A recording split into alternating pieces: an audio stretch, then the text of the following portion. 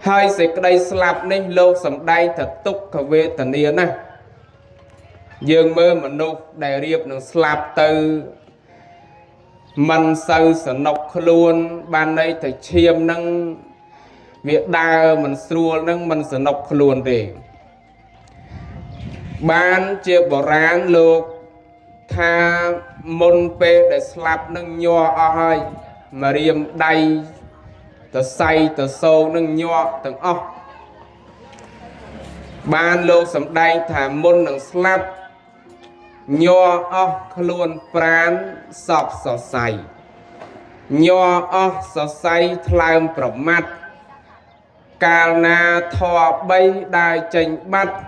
កាយ3កំណាត់នឹងដេកស្ដោកស្ដឹងមិនមានប្រយោជន៍អីតទៅសោះ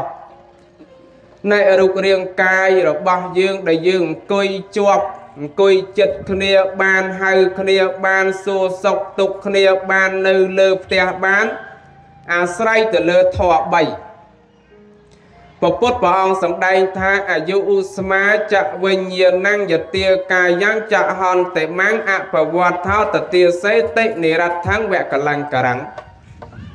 អាយុ1ភ្លើងធាតុ2វិញ្ញាណ3ណែធម៌ទាំង3ហ្នឹងអស់លោកកាលណាតវាចេញផុតអំពីរូបរាងកាយរបស់យើងនេះទៅអាយុនេះ1ភ្លើងធាតុនេះ2វិញ្ញាណ3កាលណាតែចេញផុតអំពីរូបរាងកាយរបស់យើងនេះទៅប្រៀបបីដូចជាអង្កត់អស់ដែលរកគ្មានប្រយោជន៍ណាមួយតទៅសោះណែបានពពុទ្ធព្រះអង្គសម្ដែងថារូបរាងកាយរបស់យើងអាស្រ័យទៅលើធម៌3ហ្នឹង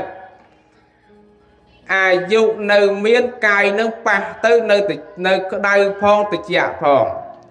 ប៉ុន្តែបើអស់អាយុទៅនៅសល់ភ្លើងធាតុនេះដែលយើងរស់នៅអាស្រ័យទៅលើធាតុ4ធាតុទឹកធាតុដីធាតុភ្លើងធាតុខ្យល់ហ្នឹងកាលណាតធាតុទាំង4ហ្នឹងអស់ទៅមនុស្សពេលដែលស្លាប់ទៅស្លាប់ពីត្រង់ណាមុនគឺស្លាប់ពីចុងជើងរហូតទៅដល់ចង្កេះអាហ្នឹងគេហៅថាស្លាប់នៅគម្ពីរព្រះវិន័យដល់ពេលស្លាប់ពីចុងចង្កេះរហូតទៅស្លាប់ត្រឹមណាទៀតទៅស្លាប់ត្រឹមកកដល់ពេលស្លាប់ត្រឹមកកហ្នឹងគេហៅថាស្លាប់ត្រឹមក្បាលអាហ្នឹងអស់ហើយអញ្ចឹងបានមនុស្សខ្លះញូមើលអ្នកកើតទឹកនោមផ្អែមអីមិនឃើញទេស្លាប់ពីចុងជើងទៅ